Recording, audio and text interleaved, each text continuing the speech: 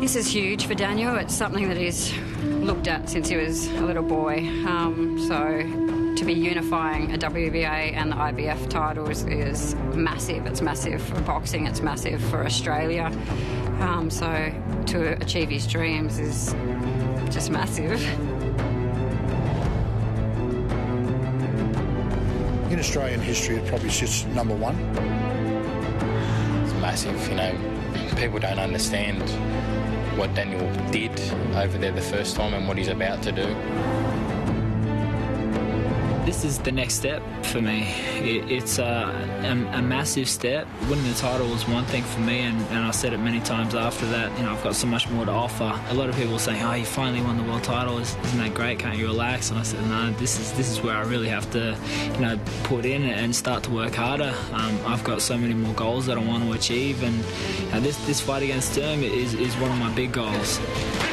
Well, the biggest fight of his career so far, and indeed I think the biggest fight any Australian boxer's had for I can't remember the last time an Australian boxer had a fight this big. So yeah, it's a huge fight for him, and he knows that, and he's trained accordingly. I'm feeling great in the lead up. Everything's been going really well. Training's been really good. Sparring's been really good, and yeah, the body's in great condition as well. So yeah, we feel at the moment like we're ready to go over and bring 2 titles back to Australia.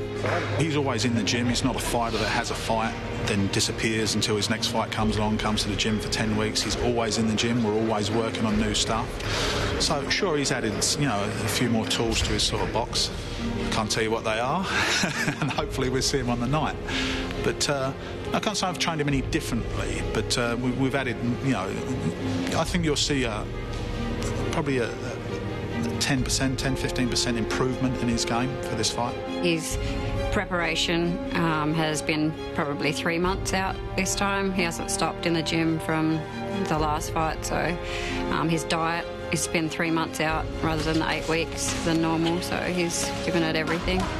I do have such great motivation, and you know, I've been in the sport a long time as well, but I feel at this stage of my career, you know, that's just coming all together. Like everything's just falling into place for me, and you know, I'm extremely motivated. Every day I get out of bed, all I want to do is train and train very hard. I've known Daniel for maybe 15 years, and the last 4 or 5 fights, he's stepped up to be a world champion. But before he won the world title, you could tell that it was coming, because he bit down hard, and all the sacrifices that he makes, and he's so relaxed. You know, he was born to be a world champion. I fought Felix Sturm for the world title in 2008, and a very capable fighter and a very experienced fighter. He's a very slow starter, and I think that will benefit Daniel 100%, because Daniel fights the full 12. Felix does have a very good jab, but if that jab is eliminated, he's very limited. I'm tipping Daniel to win 8 out of the 12 rounds in a tough fight. He's actually fighting a fighter that's defended his title 13 or 14 times. He's only been beaten twice, and the first time he got beat was by Oscar De La Hoya. I was there for that fight. Oscar De La Hoya got beat. Felix Sturm definitely won the fight, although he didn't get the decision.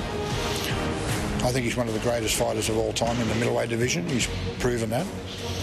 And I think it's for Daniel to go over there and to beat a great fighter like that and come back with 2 titles, I think, in the world of boxing, number 1. Everybody has seen Sturm for a long time. They know the way that he fights. I think, you know, just with my work rate, you know, it's going to make it very difficult for him. He's not going to want to be there, especially late in the fight. You know, he does usually take over a lot of other fighters. He you know, outwill some of his other previous fighters. But yeah, he hasn't fought me yet, so I'm very excited by this fight, because it's going to be one of those fights that could turn out to be, you know, one of the best fights in a long time. I think Felix Sturm, you know, is a good boxer, and compared to Daniel Geale. Daniel Geale is a better boxer than Felix Sturm. He's more technical and more faster, and he can read the opponent. I think Daniel Geale is ready to go win that belt back in Germany. Well, everybody knows Sturm is at the top.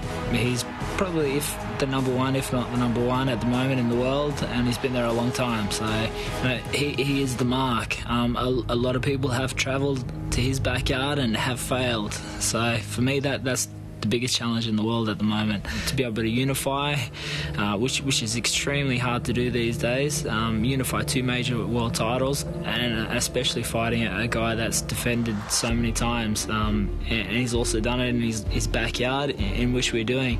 There has been questions of decisions and things not going challenger's ways.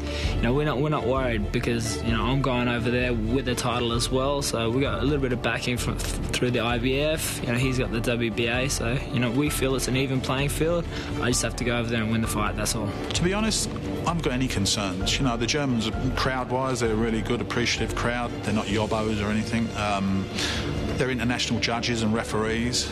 And people say, oh, you're lucky once going to Germany, you're chancing it again. I don't believe we are. As long as it's an even playing field, I'm happy with that. I've got no worries about going to Germany. We've been there before and done it. I believe we can do it again. It's hard. You do get overwhelmed, especially with Sturm, because he is quite popular over there.